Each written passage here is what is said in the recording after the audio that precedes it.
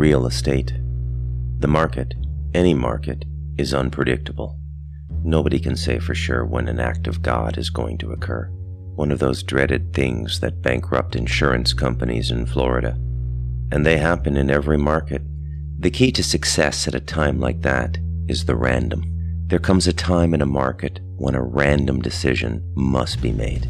They're usually instigated by an act of God. Some unforeseen calamity that no amount of risk analysis can account for. The Royal Canadian Mounted Police were the act of God in the West Toronto cigarette market. How they got on to Cobb was anyone's guess. He knew them to have good skills when they had a scent, but inept at knowing where to find scents. Their appearance at the Dolphin definitely constituted a scent. Cobb had no choice but to make that perfectly clear to Will. They were partners, and it was wrong to lie to your partner. It led to bad communication and mistrust. Cobb knew dozens of convicts in prison because of bad partners. It was a relationship that required complete trust. Will digested the information Cobb had given him. He pondered the random decision that had to be made, and Cobb knew it was Will's random decision to make. He was their economist. They owned oxygen. They owned thousands of hectares of rainforest. They owned a half-dozen small apartment buildings with good mortgages and full tenancy. Cobb didn't have to go underground anymore. He had told Patty that he found a handyman job with a small property management company.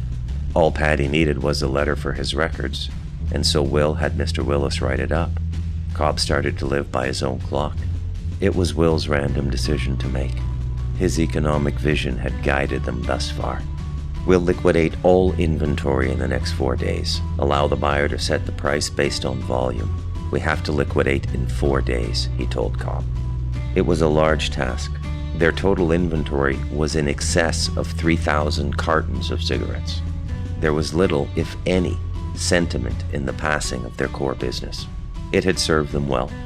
Like a body they stepped out of, only to inhabit another.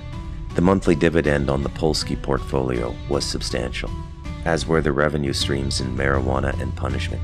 They put the cigarettes out of their mind. Real comes from Latin, realis, meaning actual, and realize is from the French réaliser, meaning make real, Will said to Cobb, who drove the truck. Their last task was to go to the landlord's house. They had to cancel the lease on the garage that stored the cigarettes.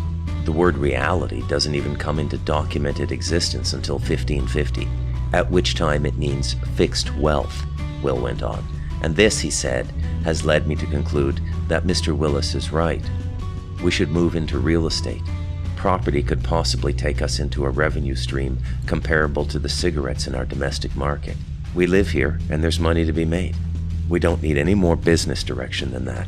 We're capitalized to go into this market right now and secure 4 more properties. Besides, Will added, we can always farm out the cigarette business to contractors. We have supply, and the market is there. Maybe it's time we took our hands off that business in a direct way.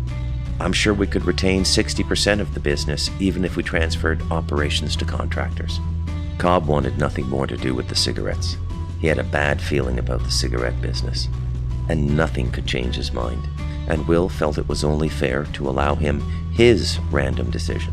After all, in a market where God can act, the intuition is sometimes the best logic.